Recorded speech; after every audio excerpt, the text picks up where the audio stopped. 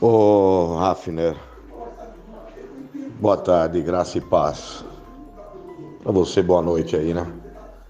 Eu estou assistindo agora no gravado a questão que você está abordando sobre o André Paganelli. Eu estou num processo de depressão já há quase 10 anos. Eu já tomei remédios fortíssimos que inclusive me causaram muito prejuízo. Fui obrigado a trocar de médico e de medicamentos. Graças a Deus, hoje eu não tomo mais medicamentos, mas ainda estou naquele processo terrível ainda, né? A depressão é um processo, é uma doença que não tem cura.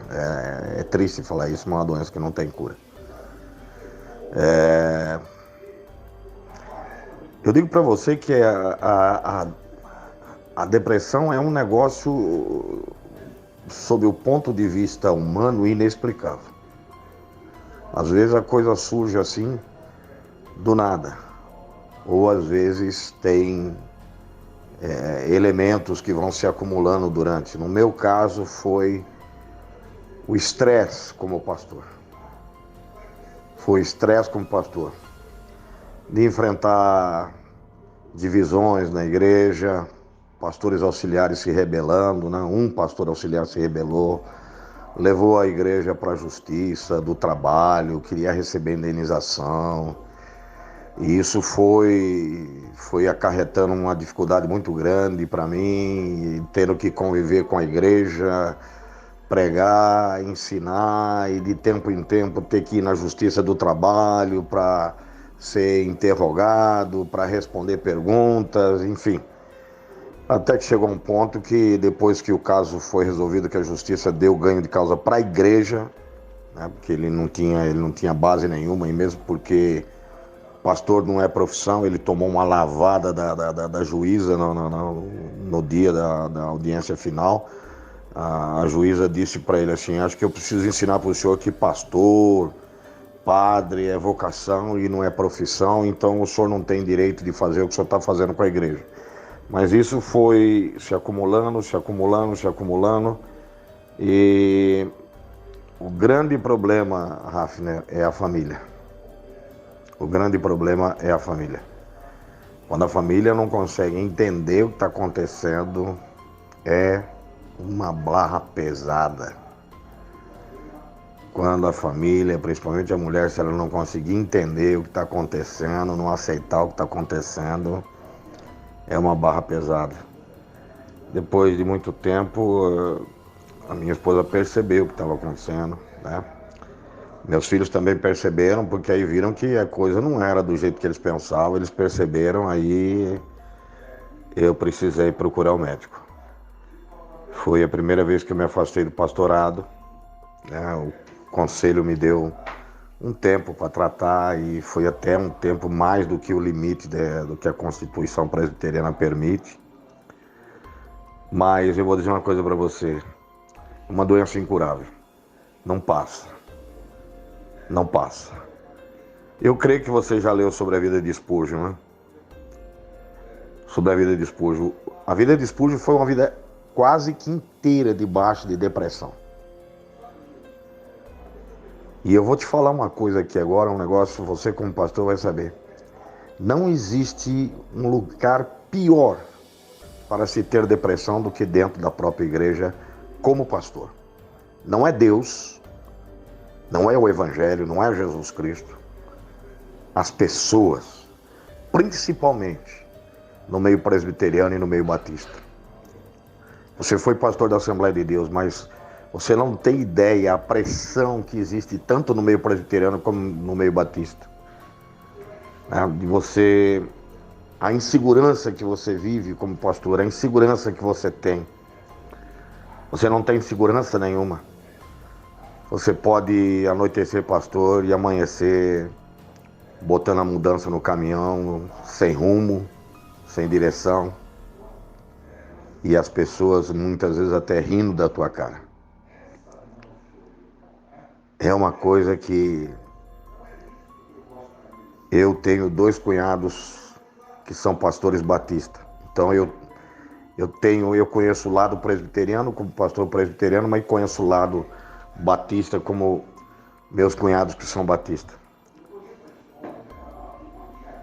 Você não sabe, talvez, não sei se você sabe disso, mas o maior índice de suicídio que está acontecendo no meio de pastores é no meio batista, por causa do sistema congregacional. É triste. Teve um pastor metodista, um psicólogo, pastor, médico, esteve aqui na Presbiteriana Central, aqui, a questão de uns 4 anos atrás, e ele falou uma coisa assustadora. Ele disse assim para os pastores que estavam reunidos, que diversos pastores de diversas denominações estavam lá reunidos, e ele disse: vocês não têm ideia da quantidade de pastores que estão no processo de depressão. Vocês não têm ideia da quantidade. Ele falou: eu tenho tratado dezenas, principalmente do meio histórico. Tem nas outras igrejas? Tem, como você acabou falando da Assembleia de Deus, do pastor que depois da ceia tirou a sua própria vida, mas o maior índice de suicídio é na igreja batista e depois na igreja presbiteriana. Eu não sei se você sabe, mas eu sei porque eu tenho contato, né? O Hernandes Dias Lopes e o reverendo Arival Dias Cassimiro, ambos estão tratando de depressão já há alguns anos. Há alguns anos eles vêm tratando de depressão. Só para você ter uma ideia. É terrível, é terrível, é terrível. Essa ideia de tirar a vida é só Jesus para guardar os nossos corações, porque eu não vou negar para você não vou mentir não. Várias vezes eu tive vontade de pegar o carro de madrugada e sair, se arrebentar no meio de estrada, de rua, qualquer situação. É algo inexplicável. Os psicólogos, os psiquiatras podem falar, ter teorias. Eu tratei com um psiquiatra, ele era psiquiatra e psicólogo, muito famoso aqui, um dos mais famosos aqui da região. Mas ele mesmo falou para mim que por mais que o psicólogo ou o psiquiatra tente entender o que você está passando, é só a pessoa mesmo que consegue entender.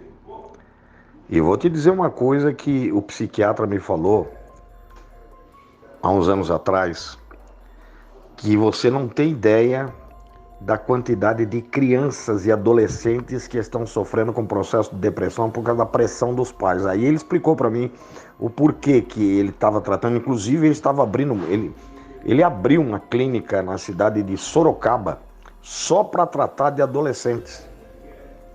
Ele falou: o pai coloca a criança na natação, no inglês, no judô, não sei no que.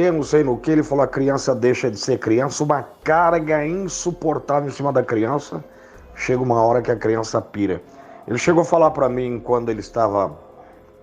Eu estava num processo de remissão, que ele ia tirar o medicamento, já que eu tomava aquele medicamento já há alguns anos.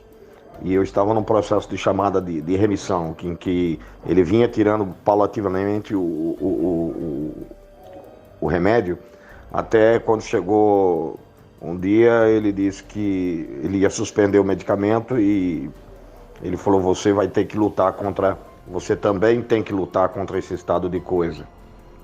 Ele não sabia que eu era pastor, nunca me identifiquei como pastor nessa situação. Mas ele me falou: seu Birajara, o seu caso, perto de alguns adolescentes aqui, até que é leve.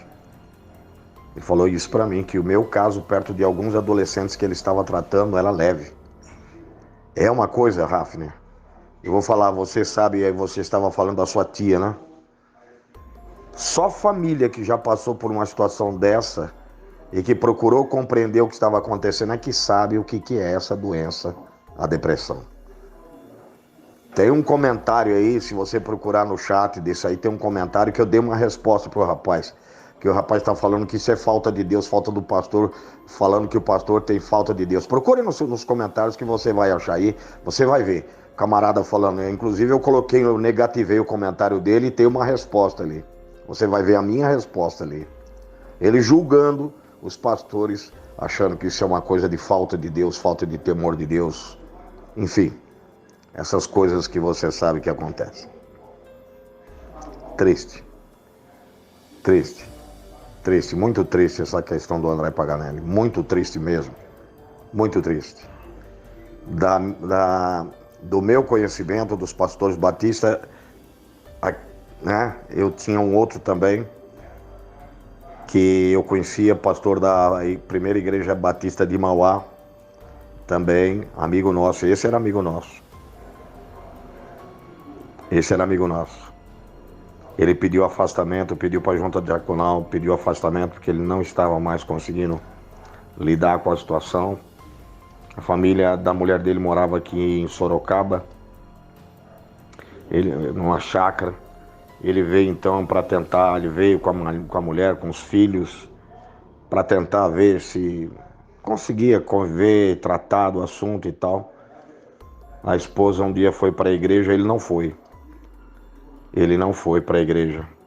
Ele ficou em casa. Quando ela chegou em casa, não encontrou ele dentro de casa. Aí começaram a procurar à noite. Começaram a procurar, onde é que está. Era uma chácara. Quando pensaram que não, acharam ele enforcado no fundo da chácara, pendurado numa árvore. Terrível.